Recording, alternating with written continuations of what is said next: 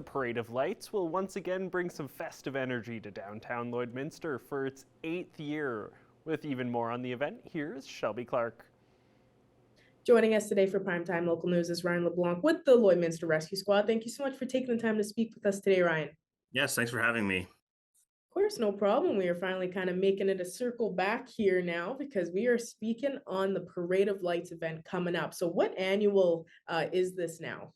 Yeah, this will be the 8th year, so crazy. We were just talking about that actually, and how it's come so far, and it was fast. So we're excited for this year. I think it's going to be a fun night. Yeah, and for anybody out there that, like, who knows how it would happen, but they haven't heard about the Parade of Lights, can you kind of explain what the event is all about? Yeah, you bet. So we have local businesses and community members from Lloydminster and surrounding communities come to Lloydminster, and they bring their vehicles or their equipment or trucks. They decorate them up with Christmas lights and Christmas decorations, and then we parade them right downtown Lloydminster. So we're excited. It's such a fun event.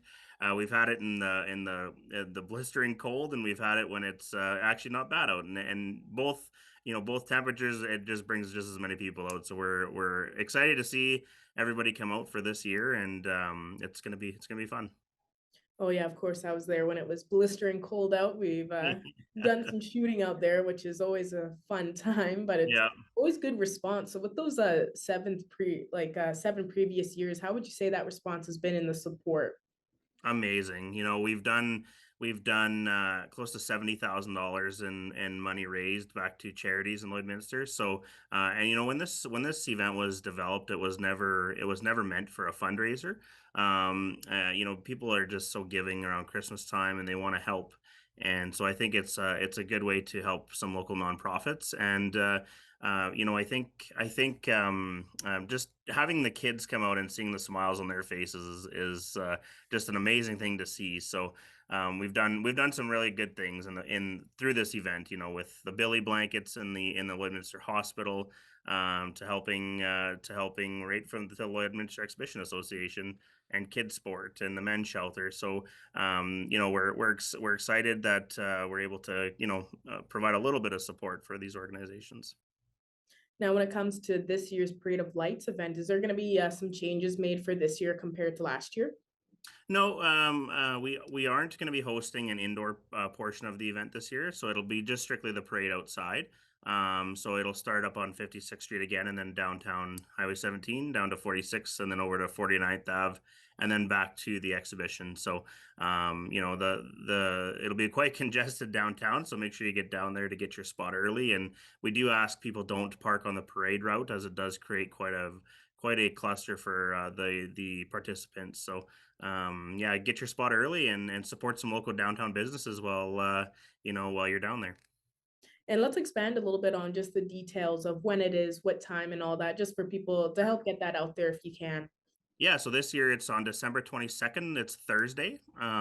So the parade will kick off at 7 p.m. and I think it usually lasts about an hour. Yeah, and like I said, it'll start right out of the exhibition grounds there. Perfect. Well, I'm really glad we're able to speak and just help get the word out for this. For when it comes to people that are already involved in it with like any other organizations and all that, can you kind of say who's already helping support and whatnot?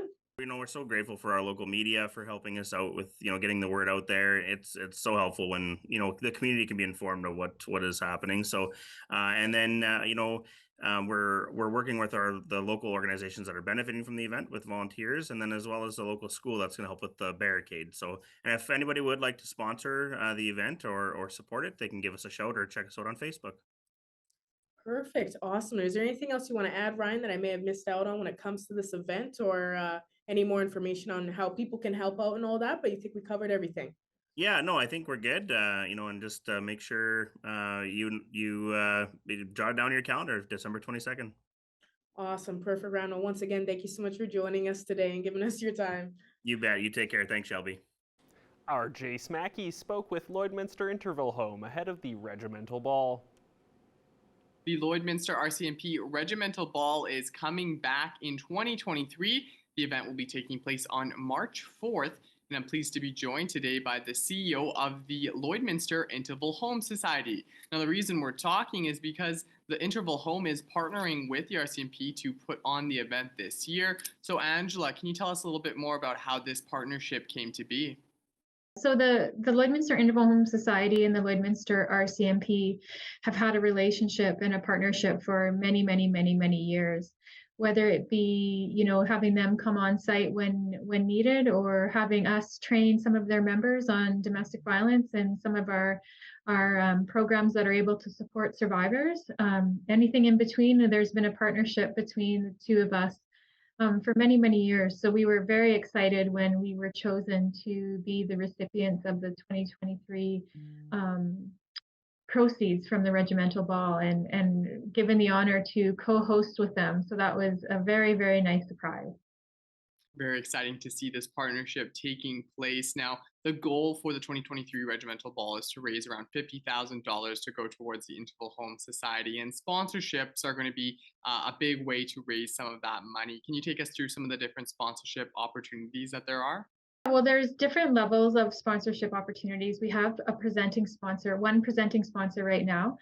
In the past, there's been co-presenting sponsors, but this year, right now, we have one named already, and it's Century 21 Drive. And then there's other levels as well, ranging from $500 up into $5,000, and everything in between. And depending on what level you come in at, it depends on what kind of what you get back for that sponsorship, whether it be tickets to the event, coverage and profile on social media, printed materials, that sort of thing. So there's lots of different opportunity depending on where a partner wants to come on board at. Now, the Regimental Ball is a great opportunity for the public to get up close and personal and see some of that pomp and circumstance that comes with the RCMP. Take us through some of the other stuff that's going to be taking place at the event this year. I know a silent auction will also be taking place. So the hit of the night is really seeing the ceremonial aspect of the RCMP pomp and pageantry and historical kind of ceremony. So that will definitely be a big part of the night. We have pipe and drum band coming in from K Division out of Edmonton to also help with kind of bringing in that ceremonial formal kind of really historical piece. And we have artifacts coming in from different RCMP memorabilia. We have obviously a supper and a dance, but there will also be a silent auction and a live auction as well, and a live painter. Now, in your first answer, you touched on this a little bit, but how exciting is it to be able to partner with the RCMP for this event? This event's gone on before COVID for a number of years, and this is the first time that the Interval Home will be receiving the proceeds. No, we're very excited. Like I said before, we partner quite regularly on our day-to-day operations and our day-to-day work, but this is different, and it's special in that we get to be part of what makes the RCMP special, which is part of, besides helping our communities to stay safe, there's the real ceremonial piece of what will happen on that night. And that's exciting to be a part of, but also it's exciting and an honor to be partnered with them at this level. Now, there's people out there that are interested in some of these sponsorship opportunities, or just want to find out more information about the event. Where can they go to find that information?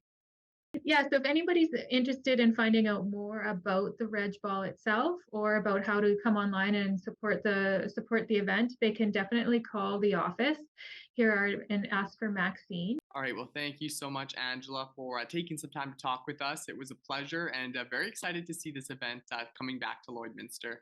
I spoke with Buffalo Trail Public School Superintendent Ryan Holayan about mental health funding.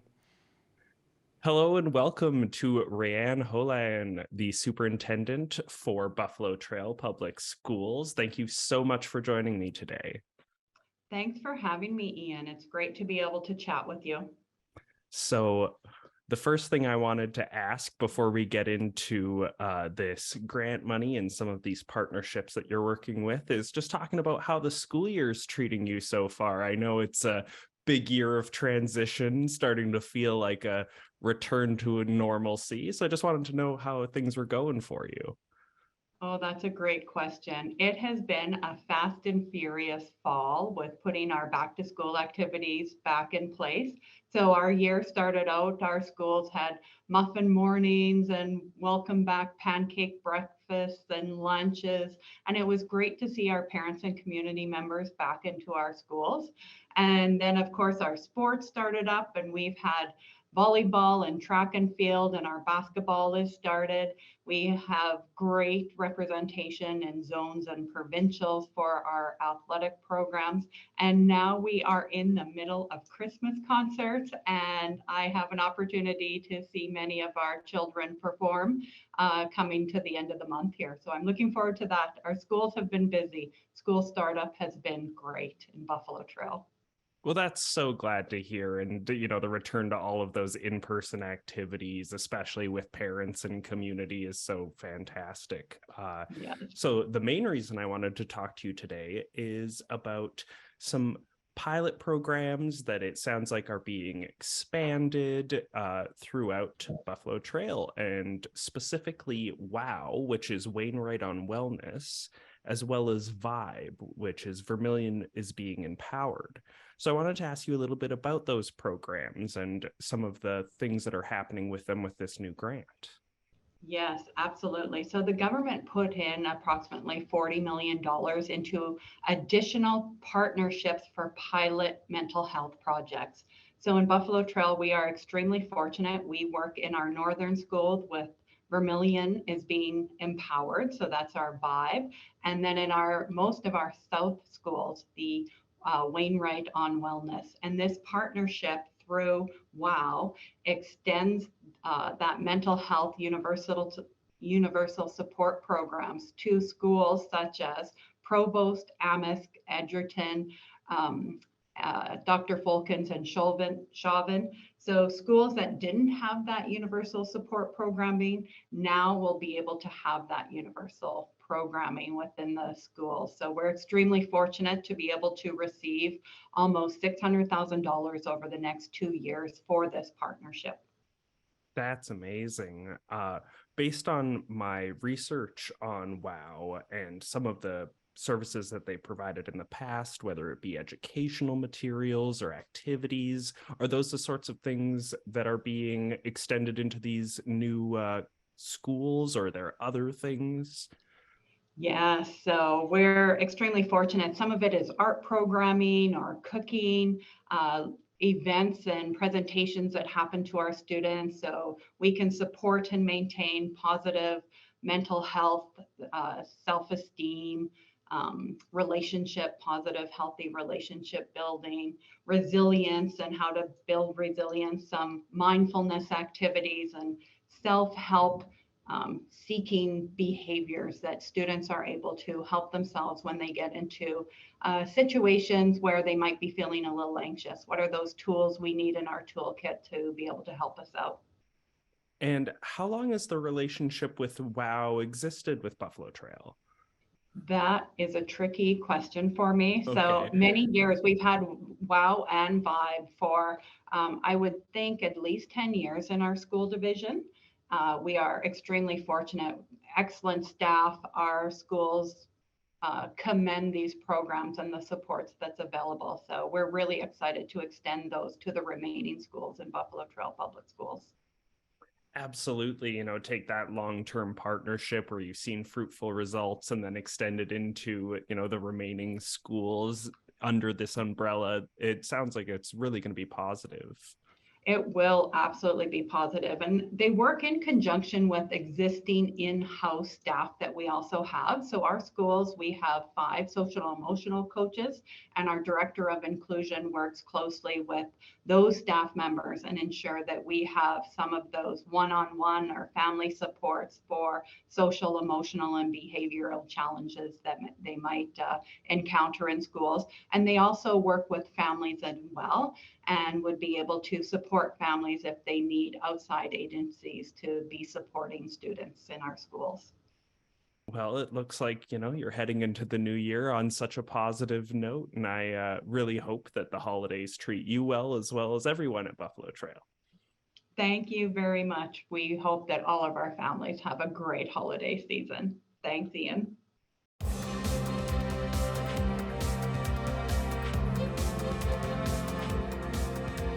Into volleyball news, the Lakeland Rustlers women's program have concluded the first half of their season, having one of the best years they've had in the team's history. Adil Ahmed has a story.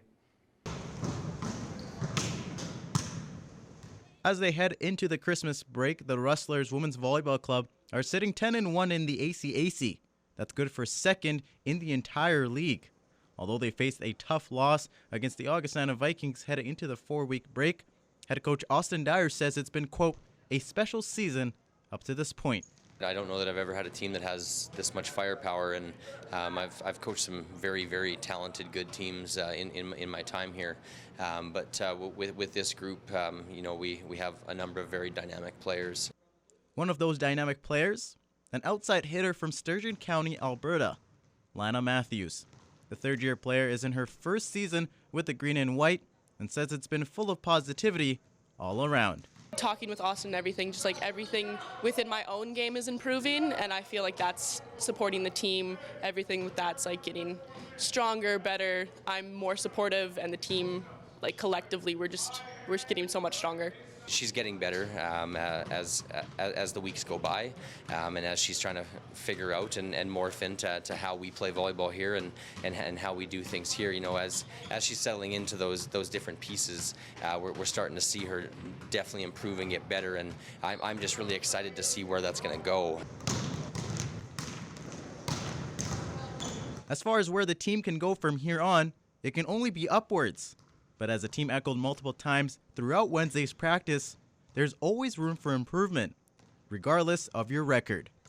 Building that mental toughness that we're 10-1, we have that target on our back. How are we going to handle every team having their best game against us? So it's super exciting going and playing everyone in the conference, and so I think that mental game is something that we've developed, but we also can continually work on. Adil Ahmed, Primetime, Local Sports. Furniture set and design supplied by Furniture Gallery and Furniture House, downtown Lloydminster. There are many events happening in Lloydminster this weekend, and one of them is a special event for the Harvest Collective Market. Terry is joining me today from the Harvest Collective Market. Terry, thanks for speaking with me. Hi, thanks for having me. Let's talk about the event planned for Saturday. This is exciting. I think now that it's December, everybody's in the Christmas spirit. So what are you guys doing this weekend? So this is our fourth market. This one's kind of a holiday themed. So we've got 40 handmade shops from around the prairies. So kind of your standard craft market, but all handmade. There's a bar, you can grab a mimosa or a Caesar or a glass of wine and sip and shop. And we'll have nice festive music playing, and it'll just be a really fun environment. So, can you tell me some of the things that people can check out if they go to the market? What types of things will be available for purchase? Absolutely. There's lots of jewelry, kids and ladies clothing, candles, home decor. Honestly, it sounds so cliche, but there's going to be something for everyone there, I feel. So it'll be a great place to kind of check off the last little bits of your Christmas list, or start if you haven't started yet. So, and are these all local vendors, or are they from outside of Lloydminster as well? Majority are from the Lloydminster area. There's a few traveling from Edmonton that have come to past markets, and a couple new vendors from Saskatoon and that kind of area. So, but mostly local-ish. So, yeah. So where is the event held, and what time does it start? And also, is there a charge to get in? Right. So it's at Nissan Hall, which is previously known as the Wild Rose Pavilion at the Lloydminster Exhibition. It's from 10 till 4, and we do not charge an admission fee to get in. We do accept optional donations at all of our markets. So this year, our vendors have chosen the Lloydminster Men's Shelter. So if you're able to bring either a cash donation, non-perishable food, warm outerwear, anything like that the men's shelter would appreciate, we will happily accept at the door on their behalf, and we'll be dropping those off next week. So, but yes, no fee. This is kind of the first year too, Terry, that there hasn't been a whole lot of restrictions in place. So are you expecting quite a good turnout at the event? I hope so. We had a fall event in September, and we had a really great turnout there. I think this is our fourth one now, so the word is kind of slowly spreading and people are starting to recognize the name. So yeah, I'm hoping it's a great turnout. I feel like Christmas markets, it's always fun to get out and shop, and even if you just want to get out and browse and check out the vendors, that's always fun to do too. So in regards to the actual market itself, Terry, I know that we've talked a little bit about the number of vendors there. How do you select the vendors for this event? Is it something where anybody who wants to set up can do so, or do they have to apply, or how does that work? We have an application process. So I specifically look for handmade vendors. And people tell me a little bit about their process and how their things are made in their applications. And then I kind of sort through and try to jury it and make sure there's not too much of one thing, and that there's a good variety so that everyone who's coming to shop isn't just going from table to table seeing exactly the same thing. So I really try to make sure there's a good variety of vendors. And I think there's a really good variety this time around too.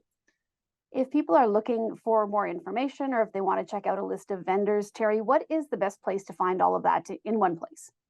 Our website is www.harvestcollectivemarket.com. You can also find us on Facebook and Instagram at Harvest Collective Market. All right. Well, thank you so much for joining me today. And I wish you luck with the event on Saturday. Always nice to see this and get a chance to buy something local and handmade and great Christmas gifts. So good luck with the event. And thank you once again for chatting with us. Thank you so much for having me.